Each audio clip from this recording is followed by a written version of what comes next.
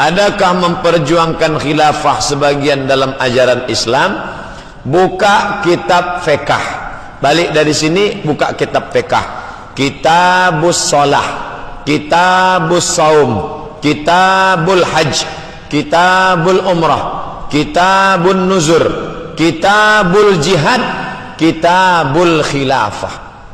Kitabul jihad, bila boleh berjihad, siapa yang memerintahkan jihad, apa syarat jihad. Sekarang kitabul jihad tak boleh pakai, sebab kalau sudah sebut jihad, teroris, pengganas. Kitabul khilafah, kitab yang paling tua tentang masalah bagaimana cara mengangkat pemimpin, bagaimana menjatuhkan pemimpin, bagaimana mengangkat wazir.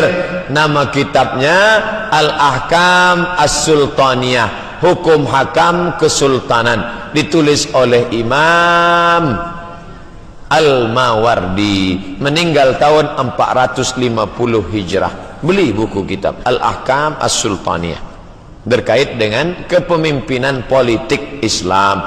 Bagaimana umat Islam yang tidak memperjuangkan khilafah?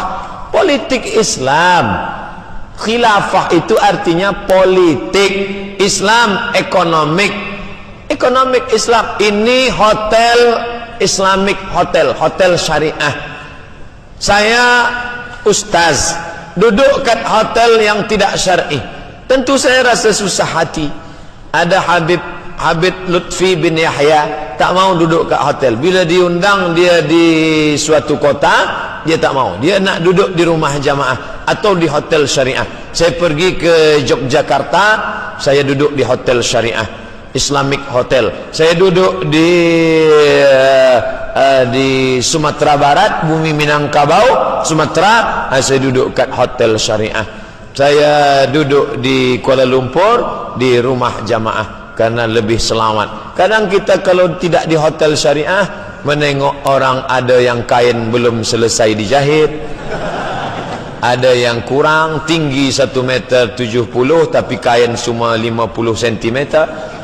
Tentu kita tak boleh tengok ini. Maka alhamdulillah di hadapan masjid kita, ni masjid ada hotel syariah, punya orang Melayu, pakai syar'i. Sahabat-sahabat saya yang datang daripada Sumatera, daripada Kalimantan, Indonesia, nak pergi umrah, transit, menunggu pindah flight dari Kuala Lumpur ke Jeddah. Dia bermalam di mana? Bermalam di hotel yang syar'i. Maka ini perjuangan. Maka Islam ada ekonomik, ada politik. Islam bukan mati. Asal sudah sebut Islam, akikah, walimah, takziah. Islam apa ni? Islam tu hanya 3: akikah, walimah, takziah, mati. Islam itu ada politik, Islam itu ada ekonomik, Islam itu ada. Makanya kata Buya Muhammad Nasir sezaman dengan Buya Hamka, orang meninjau Minangkabau. Apa kata Buya Muhammad Nasir? Akan ada suatu masa bila engkau bicara Islam ibadah, biarkan. Islam ibadah, biarkan. Islam ibadah, biarkan.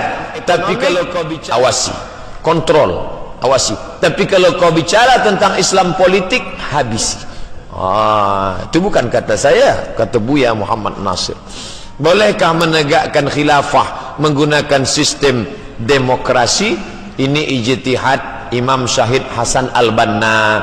Kata dia, kita mesti membuat parti.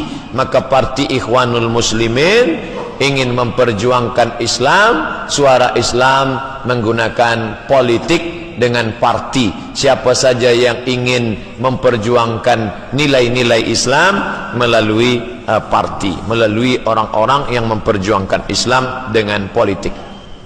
Saya bukan orang politik, saya pensyarah di university. Kemudian saya perjuangkan Islam dengan di kampus, di university saya ajarkan. Di masjid saya bagi tazkirah, di tanah lapang saya bagi tausiah.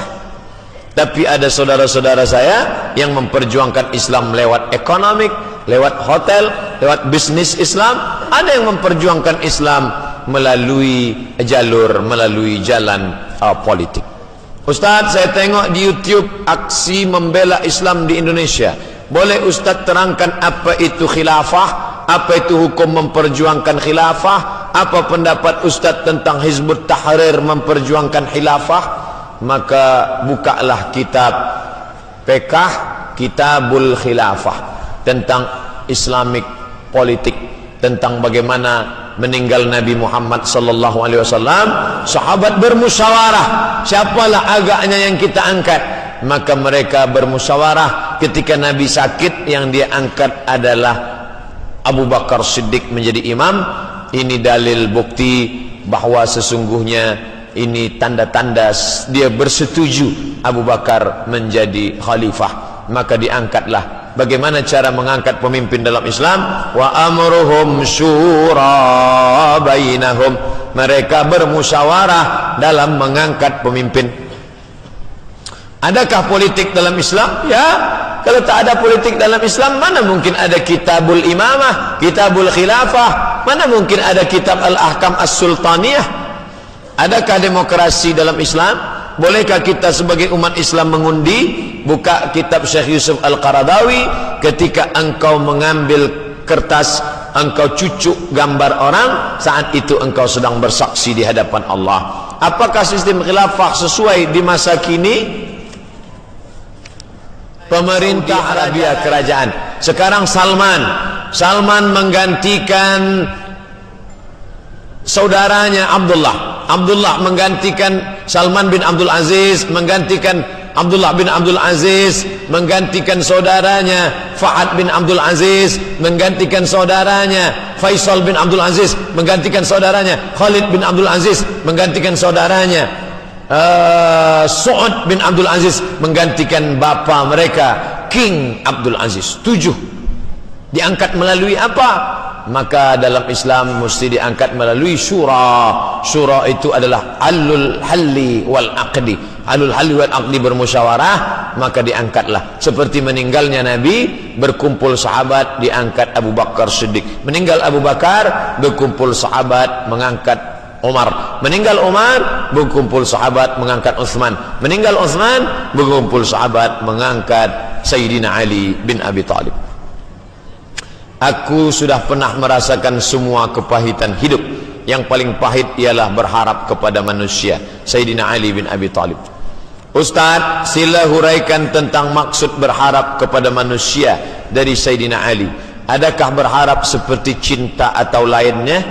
Berharap kepada manusia hampa, berharap kepada benda sirna, berharap kepada kuasa akan musnah.